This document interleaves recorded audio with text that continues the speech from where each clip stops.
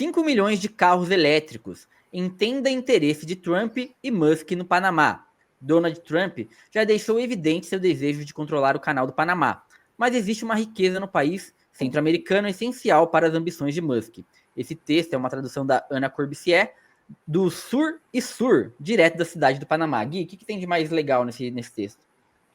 Então é isso, né? O Trump, ele demonstrou interesse no canal do Panamá desde o final de dezembro, né?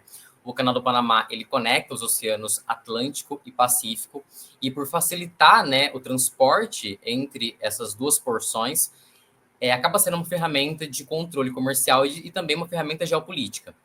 Mas existe uma outra questão no Panamá, que é o seguinte: o Panamá é rico em cobre, correto? E o cobre, ele é um metal muito importante, não só para, enfim, né, para a transição energética, né? O texto menciona tecnologias de ponta, eletrônica, painéis solares, como também para carros elétricos. Então, para a gente ter uma noção, lá existe uma empresa chamada Cobre Panamá e ela pertence à First Quantum, que é do Canadá, correto? Essa empresa, ela tem, na verdade, a Cobre Panamá, ela teria 3 bilhões de toneladas de cobre, correto? E ela pode produzir 350 mil toneladas de cobre por ano.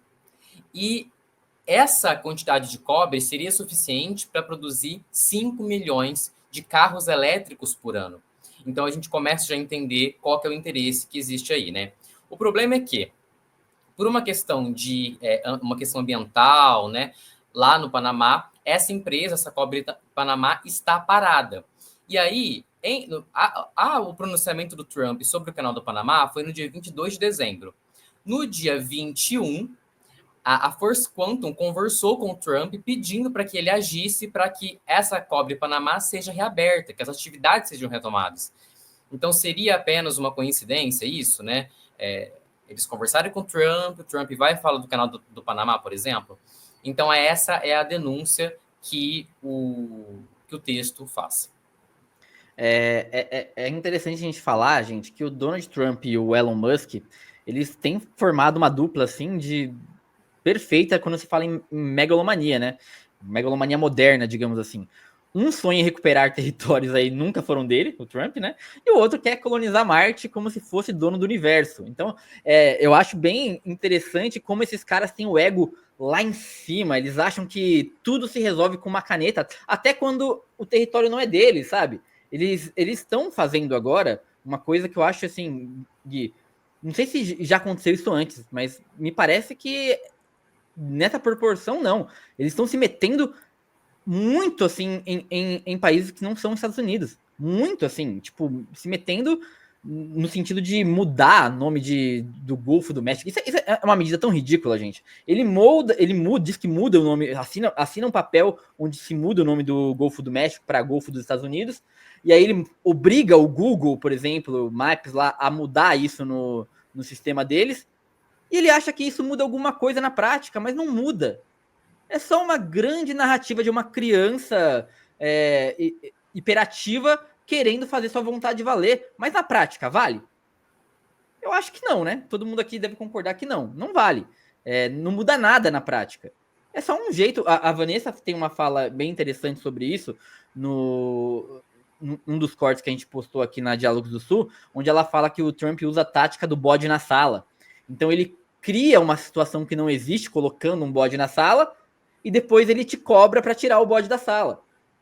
Então é basicamente essa política que o Trump tem trabalhado. Ele cria um problema imaginário e depois ele quer cobrar para resolver, para ser a solução. Não sei se você concorda, Gui. Sim, eu acho que uma coisa que vai nesse sentido é que até o texto pontua o seguinte, que por que é muito importante, por exemplo, voltar às atividades dessa mina, né, da Cobre Panamá, e talvez isso servir aos interesses do Elon Musk.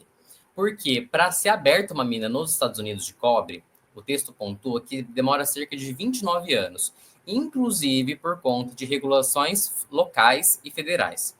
Então, quando a gente percebe isso, né, e vê o interesse, na verdade, a pressão do Trump contra o Panamá, a gente concluiu o seguinte, né, que enquanto lá tem essa demora por conta dessas legislações, o Trump ele se sente, né, no poder de pressionar para que o governo do Panamá se, enfim, descarte, desconsidere as suas regulações ambientais, né, que estão impedindo, né, as atividades da Cobre Panamá e façam com que essa usina, enfim, essa empresa volte a trabalhar.